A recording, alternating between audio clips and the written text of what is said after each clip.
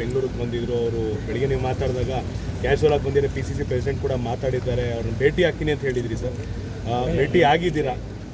Laser ಮೀಟಿಂಗಾ ಅಥವಾ high command ಕೊಟ್ಟರೆ ಟಾಸ್ಕಾ, ಹೇಗೆ ಸರ್ ಇದು? ಯಾವ ಟಾಸ್ಕು ಇಲ್ಲ, ಏನಿಲ್ಲ. ನನ್ನ PCC ಪ್ರೆಸಿಡೆಂಟು ಈ ಥರ ಇದೆ ಅಂತ ಫೋನ್ ಮಾಡಿದ್ರು. ಸೆಕ್ಯುಲರ್ ಪಾರ್ಟೀಸ್ ಎಲ್ಲ ಒಂದಾಗಿದ್ದೀವಿ.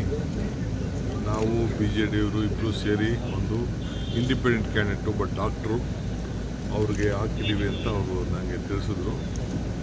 ಸೊ ಒಬ್ಬ ಪಾರ್ಟಿ ಅಧ್ಯಕ್ಷರು ಫೋನ್ ಮಾಡಿದಾಗ ನಾನು ಅವ್ರಿಗೆ ಗೌರವ ಕೊಡಬೇಕಾದ ನನ್ನ ಡ್ಯೂಟಿ. ನಾನೊಬ್ಬ ಪಕ್ಷದ ಅಧ್ಯಕ್ಷನಾಗಿರೋದ್ರಿಂದ ಜವಾಬ್ದಾರಿ ಇರೋದ್ರಿಂದ ಅವ್ರಿಗೆ ಬನ್ನಿ ಇಲ್ಲೇ ಎಲ್ಲ ಚೆನ್ನಾಗಿ ಒಳ್ಳೆ ವಾತಾವರಣದಲ್ಲಿ ಇರೋರಿಗೆ ನಿಮ್ಮನ್ನ ಇರ್ತೀವಿ ಅಂತೇಳಿ ಇಲ್ಲಿ ನಾವು ಅರೇಂಜ್ಮೆಂಟ್ ಮಾಡಿದ್ದೀವಿ.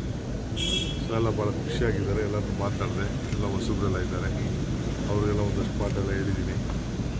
ಸೊ ಹೇಳಿ ಅವರೆಲ್ಲ ಎಲೆಕ್ಷನ್ಗೆ ಹೋಗ್ತಾರೆ. ಸರ್, ನಿಮ್ಮ ನಗುವನ್ನು ನೋಡಿದಾಗ ಹೈಕಮಾಂಡ್ ಕೂಡ ಇನ್ನೇನು ಆಲ್ಮೋಸ್ಟ್ ನಿರಾಳವಾಗಿ ನಗ್ಬೋದು ಅನ್ನೋ ಥರ ಇದೆ ಸರ್. ಎಲ್ಲ ಇದೇ ಮಾತಾಡಿ ಫಸ್ಟ್. ಆ ರೀತಿ ವಾತಾವರಣ ಸೃಷ್ಟಿಯಾಗಿತ್ತ ಸರ್, ಹೇಳಿ ಸರ್.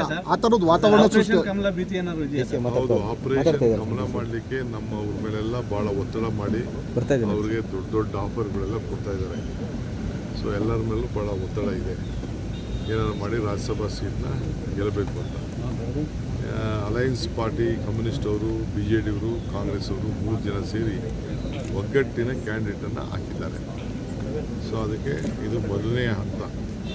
ಇದು ಇಂಡಿಯಾ ಅಲಯನ್ಸ್ಗೆ ಒಂದು ದೊಡ್ಡ ಶಕ್ತಿ ತುಂಬುವಂಥ ಕೆಲಸ ಆಗ್ತಾಯಿದೆ. ಇದು ಮಾಮೂಲಿ ಅವ್ರು BJP ಅವ್ರು ಮಾಡ್ತಾರೆ, ನಾವು ಮಾಡೋದು ನಾವು ಮಾಡ್ತೀವಿ. ಒಳ್ಳೆ ಇಂಜೆಕ್ಷನ್ ಕೊಟ್ಟಿದ್ದೀರಾ ಸರ್, ಒಂದು ಒಳ್ಳೆ ಇಂಜೆಕ್ಷನ್ ಕೊಟ್ಟಿದ್ದೀರಾ ಅಲ್ಲ ಸರ್. ಟ್ರಬಲ್ ಶೂಟರ್ ಕೆಲಸ ಈಗ ಸಮಾಪ್ತಿ ಆಗಿದೆ ಇಲ್ಲಿದು, ಈ ಸದ್ಯದ ಮಟ್ಟಿದ್ದು. ಏನಪ್ಪ, ನಾನು ನೋಡಿ ಬಾಲಣ್ಣ ಇದ್ದಾರೆ, ನಮ್ಮ ಯೋಗೇಶ್ ಇದ್ದಾರೆ, ಅವ್ರದ್ದು ಅನುಭವ, ಅವ್ರದ್ದು ಇಲ್ಲೆಲ್ಲ ಅವ್ರ ಕಸ್ಟಡಿಯಲ್ಲಿ ನಾವಿದ್ದೀವಿ. ಸರ್ ಎಷ್ಟು ದಿನ ಇರುತ್ತೆ ಇಲ್ಲ, ಅವ್ರಿಗೂ ಜವಾಬ್ದಾರಿ ಇದೆಯಲ್ಲ, ಎಲ್ಲರಿಗೂ ನಮ್ಮ ಜಿಲ್ಲೆ ಎಲ್ಲ ಶಾಸಕರಿಗೂ ಜವಾಬ್ದಾರಿ ಇದೆ. ಎಲ್ಲರನ್ನೂ ಕಾಪಾಡಬೇಕಾದ್ರೆ ನಮ್ಮ ಡ್ಯೂಟಿ ಅಲ್ವಾ. ಇಲ್ಲಿ ಯಾರು ಬರಲ್ಲ, ಅದು ಬೇರೆ ವಿಚಾರ. ಯಾರು ಬರೋಕ್ಕೂ ಆಗೋದಿಲ್ಲ, ಮುಟ್ಟಕ್ಕೂ ಆಗೋದಿಲ್ಲ, ಮಾತಾಡೋಕ್ಕೂ ಆಗೋದಿಲ್ಲ, ಎಲ್ಲ ಅವಕಾಶ. ಯಾವ ಸರ್ ವಾಪಸ್ ಕರ್ಕೊಂಡು ಬಿಡೋದು ನಾವು ತೀರ್ಮಾನ ಮಾಡ್ತೀವಿ. ಸರ್, ಈ ರಿಸಲ್ಟ್ ಸರ್ DK ಸರ್, ಈ ರಿಸಲ್ಟ್ ಮೇಲೆ ಏನಾದರೂ ಮುಂದಿನ ಹೆಜ್ಜೆ ನಿಮ್ಮ ಕನಸಿನತ್ತ ಇರುತ್ತಾ?